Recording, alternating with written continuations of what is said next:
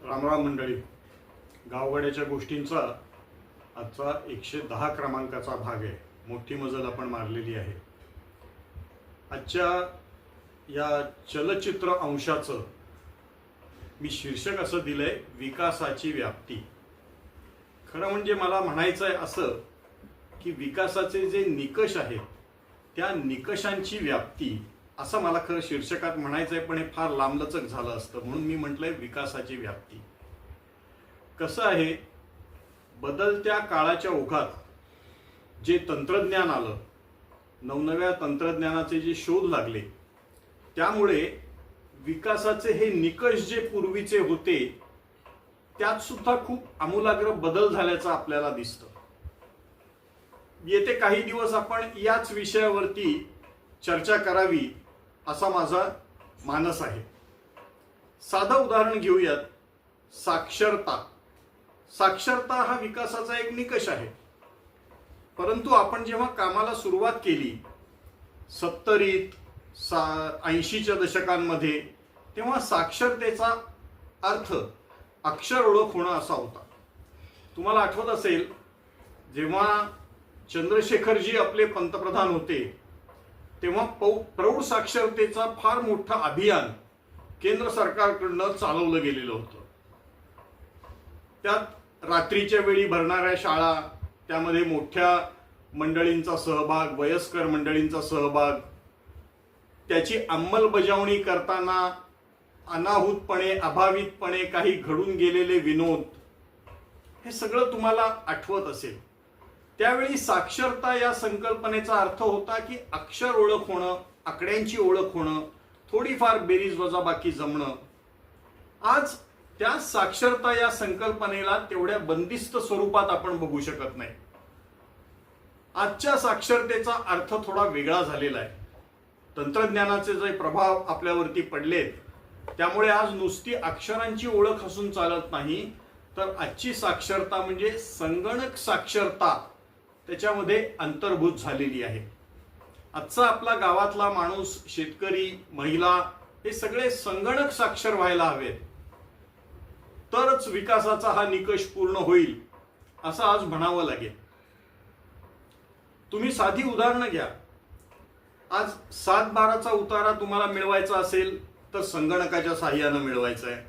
एखाद्या शासकीय योजनेचा लाभ घ्यायचा असेल तर तुम्हाला संगणकाच्या साहाय्यानंच त्याची अर्ज प्रक्रिया सगळी हल्ली करावी लागते.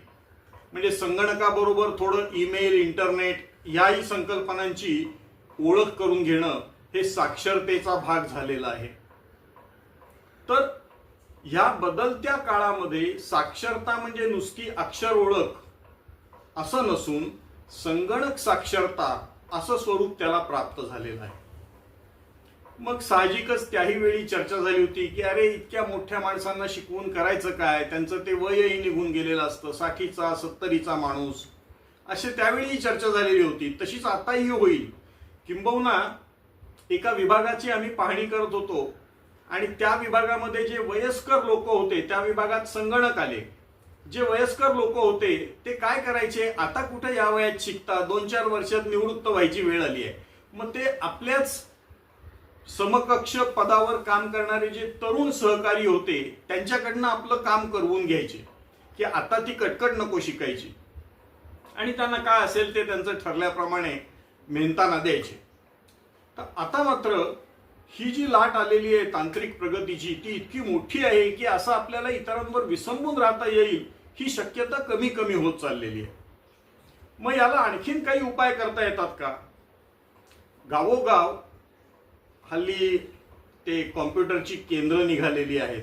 गावातले तरुण मंडळी जे असतात ते आधार कार्ड तुम्हाला करून मिळेल, अमुक कार्ड करून मिळेल, अशा पद्धतीचे स्टॉल्स ते लावतात. तसे स्टॉल्स जर गावोगावी प्रत्येक ग्रामपंचायतीच्या शेजारी असे जर हे स्टॉल्स लागले तर किमान 40,000 तरुणांना तर नोकऱ्या मिळतील. कारण महाराष्ट्रात 40-42 गावं आहेत. कदाचित 28-30 हजार ग्रामपंचायती असतील तर तेवढ्यांना नोकऱ्या मिळतील, त्यांच्या पोटापाण्याची व्यवस्था होईल. पण व्यक्ती संगणक साक्षर झाली फारच चांगलं. पण व्यक्ती जर संगणक साक्षर सगळ्यांना करता येत नसेल तर किमान गावामध्ये संगणक साक्षरतेची व्यवस्था करणं, संगणक केंद्र चालू करणं, असं कदाचित आपल्याला करणं शक्य आहे का, याचा स्वयंसेवी संस्थांनी जरूर विचार करावा. त्यामुळे साक्षरता ही जी जुनी संकल्पना होती तिचा आजच्या नव्या संदर्भात कसा अर्थ बदललाय ते आजच्या आपल्या व्हिडिओमध्ये आपण पाहिलं. जाता जाता सांगायला हरकत नाही, त्या साक्षरता अभियानावरती मराठीत एक फार सुंदर, थोडा विडंबनाच्या अंगानं जाणारा असा एक सिनेमा आलेला होता. अशोक सराफ, मकरंद अनासपुरे, निर्मिती सावंत अशा कलाकारांनी त्यात काम केलेलं होतं. निशाणी डावा अंगठा असं त्या सिनेमाचं नाव होतं. आपल्यापैकी अनेकांनी तो पाहिलेला असेल. त्यातल्या गमतीचा भाग सोडून देऊ, पण थोडं गांभीर्यानं जर बघायचं झालं तर आज संगणक साक्षरतेशिवाय तरणोपाय नाही हे आपल्या लक्षात आल्याशिवाय राहणार नाही. आपल्याला हा जर भाग आवडला असेल तर लाईक करा, शेअर करा आणि सबस्क्राईब करायला विसरू नका. धन्यवाद.